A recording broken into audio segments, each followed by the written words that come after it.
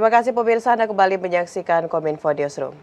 Pemirsa, Kementerian Komunikasi dan Informatika mengembangkan pendekatan berbeda kepada masyarakat dalam menyampaikan berbagai program pemerintah.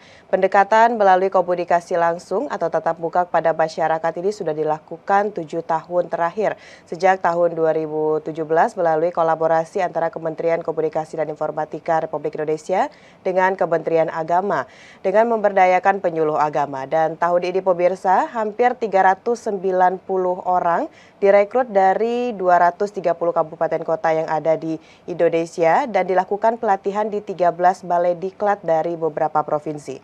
Dan untuk mengetahui bagaimana pelatihan penyuluh informasi publik ini, kita akan berdiskusi bersama dengan Bapak Hashim Gautama selaku Direktur TKKP Kementerian Kominfo Republik Indonesia. Assalamualaikum, selamat sore Pak Hashim. Ya, waalaikumsalam warahmatullahi wabarakatuh. Selamat sore. Baik, sehat Pak Hashim? Sehat, alhamdulillah sehat. Ya, puasa ya. Alhamdulillah. Baik Pak Hashim, ini Alhamdulillah. sudah kita mengetahui bahwa Kementerian Kominfo berkolaborasi lagi dengan Kementerian Agama melakukan pelatihan penyuluh informasi publik. Namun Pak Hashim, di awal kita akan bahas dulu kira-kira apa alasannya Pak Hashim di saat sekarang ini segala sesuatu sebenarnya bisa kita lakukan melalui online begitu Pak ya, tidak harus tatap muka. Tapi kenapa Kementerian Kominfo ini dalam pelatihan informasi publik melakukan secara langsung begitu atau tatap muka Pak Hashim? Apa alasannya?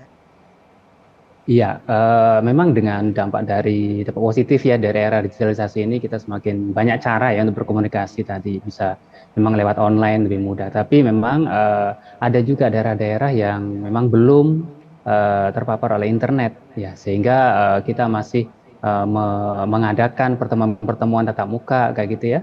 Sehingga kita bisa langsung menyampaikan. Karena kenapa?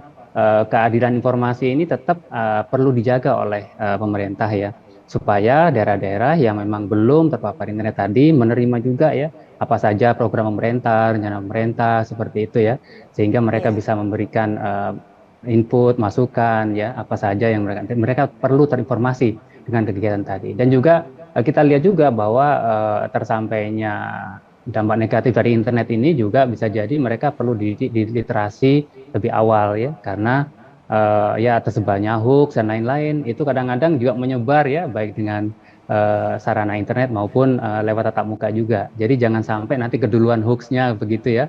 Kita perlu juga menyampaikan itu secara langsung ya.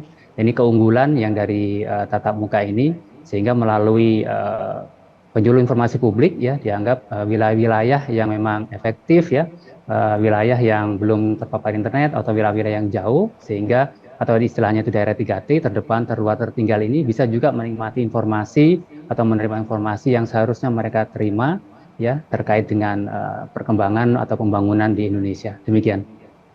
Baik, itu adalah alasan mengapa Kementerian Kominfo bukan hanya melakukan penyuluhan secara online, tapi juga secara offline atau tatap muka. Baik Pak Hashim, pelatihan informasi publik ini apakah hanya materinya mengenai kegiatan pemerintah atau program dari pemerintah, atau bahkan dari kita juga memberikan pelatihan keterampilan gitu Pak bagi setiap penyuluh? Iya, pelatihan yang kami lakukan ini kombinasinya banyak ya. Tentunya terkait dengan konten-konten atau substansi program pemerintah ya. Tetapi selain itu kami juga melatih keterampilan untuk membuat konten-konten lain. Jadi mereka bisa buat konten sendiri seperti itu.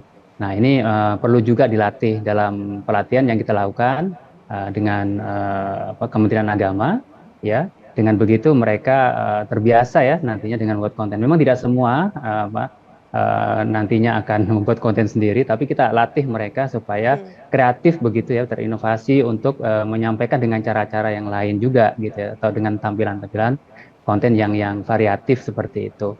Nah, selain itu juga kami melatih mereka ini juga untuk menggunakan aplikasi, gitu, aplikasi pelaporan, karena pelaporannya sendiri, karena pelaporannya ini sebulan sekali minimal ya. Jadi mereka juga perlu juga berlatih bagaimana melaporkan hasil-hasil yang mereka pertemuan tatap mukanya ya dengan foto, kemudian membuat laporannya, kemudian mengunggah seperti itu, mengisi aplikasi yang ada, aplikasi pelaporan tadi, sehingga mereka jadi terbiasa sebenarnya dengan pola-pola digital seperti itu.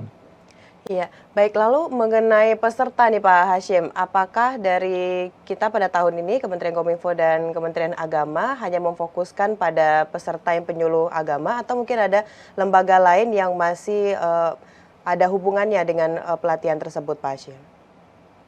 Iya, pelatihan ini memang kita khususkan bagi penyuluh agama ya, agar setelah dilatih mereka akan melaksanakan tugas sebagai penyuluh informasi publik. Nah, karena memang kolaborasinya kami dengan Kementerian Agama ya sejak 2017 tadi ya, jadi sementara ini memang kami baru menyentuh penyuluh agama. Namun tidak menutup kemungkinan ya, terutama untuk tahun ini kami mencoba untuk berekspansi lah seperti itu ke penyuluh-penyuluh yang lain, ya. Ada penyuluh pertanian atau penyuluh sosial seperti itu untuk bisa menjadi mitra strategis kami dalam melaksanakan diseminasi ke wilayah-wilayah terluar seperti ini, dan melihat juga ya bagaimana keberadaan sangat berpengaruh ke masyarakat seperti itu. Yang penting kita ingin menyampaikan ini ke masyarakat secara luas dan bisa kerjasama memperluas penyuluhnya ini dengan penyuluh dari kementerian-kementerian lain. Demikian.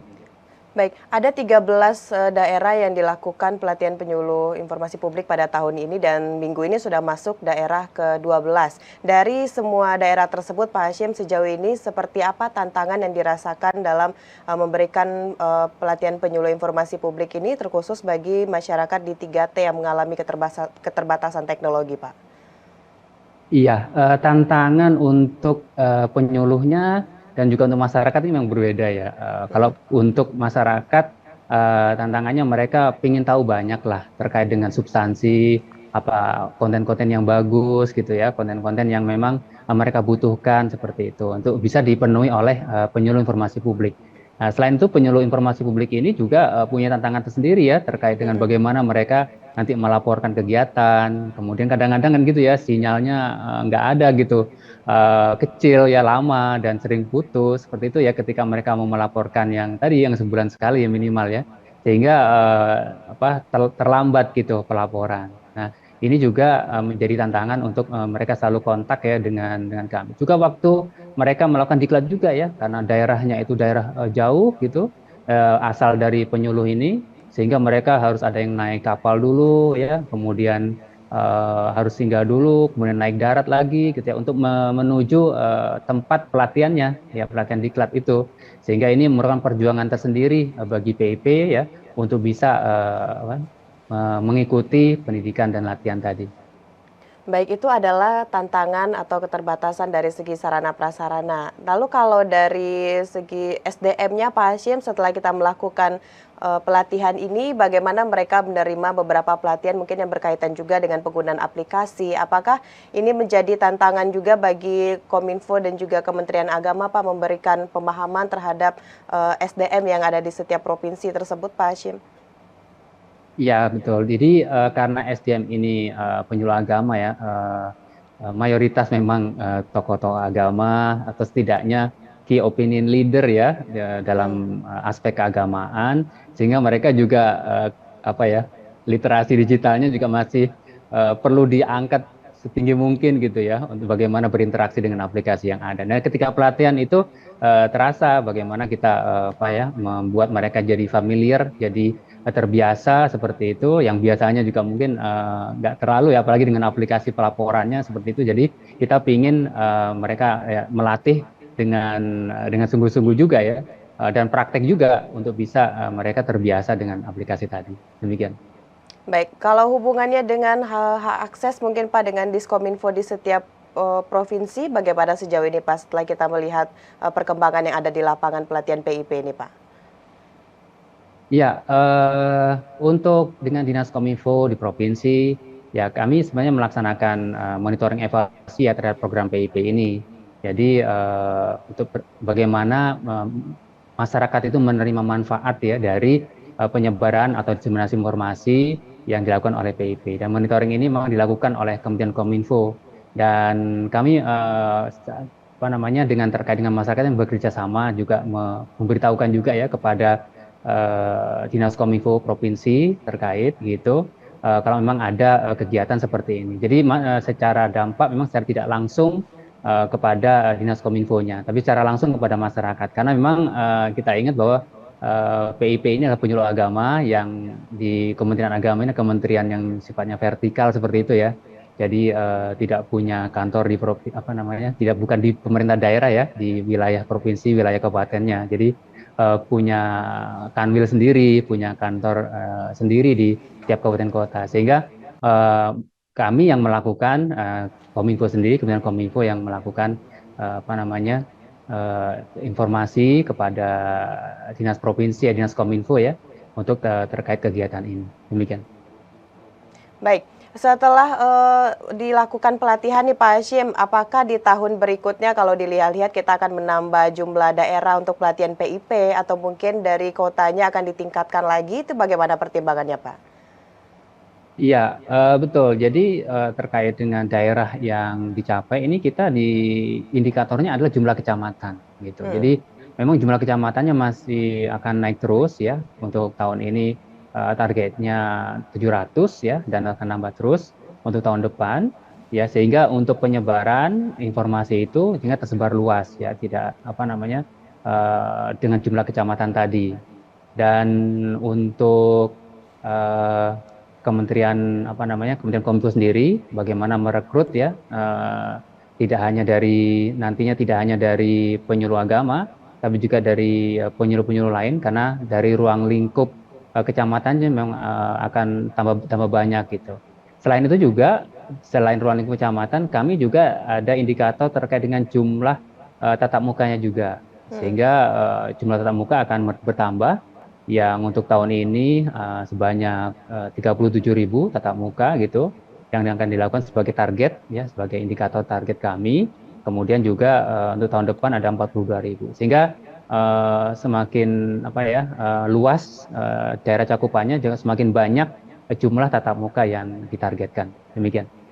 Baik, setelah dilakukan pelatihan kepada beberapa peserta tersebut, ke depannya seperti apa Pak Hashim? Apakah kita akan kembali melihat atau mengawasi peserta yang sudah diberikan pelatihan tersebut, bagaimana perkembangannya, atau sudah selesai pada saat pelatihan yang dilaksanakan di Balai Diklat saja nih Pak?